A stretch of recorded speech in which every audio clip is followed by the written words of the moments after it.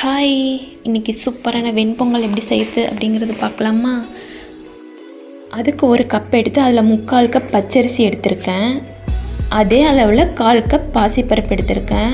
ரெண்டும் நல்லா சேர்ந்து 2 வாட்டி வாஷ் பண்ணி எடுத்து வச்சுக்கலாம்.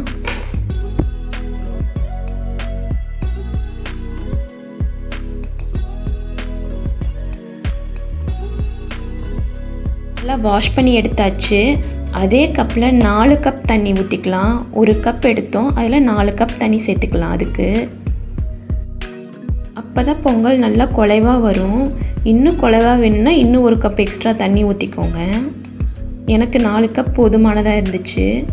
இது கூடவே இப்போ இதுக்கு தேவையான உப்பு சேர்த்துக்கலாம். குக்கர் மூடி போட்டு ஒரு 5 விசில் விட்டு எடுத்துருக்கிறேன். நல்லா குழைவாக வெந்து வந்துருச்சு.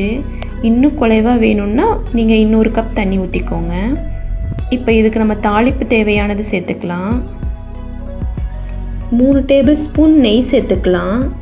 இது கூடவே 1 டேபிள் ஸ்பூன் ஆயில் சேர்த்துக்கலாம். இஞ்சி ஒரு பெரிய துண்டு கட் பண்ணி சேர்த்துருக்கேன். கூடவே மிளகு சேர்த்துக்கலாம்.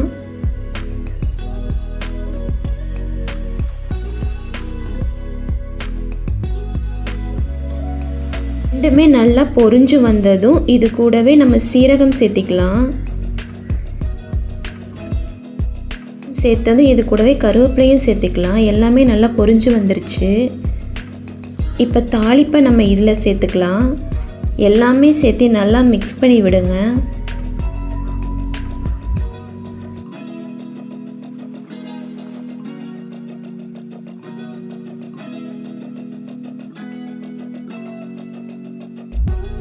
அவ்வளோதாங்க, சூப்பரான பொங்கல் ரெடி ஆயிடுச்சு. நீங்களும் ட்ரை பண்ணி பாருங்கள். டாட்டா.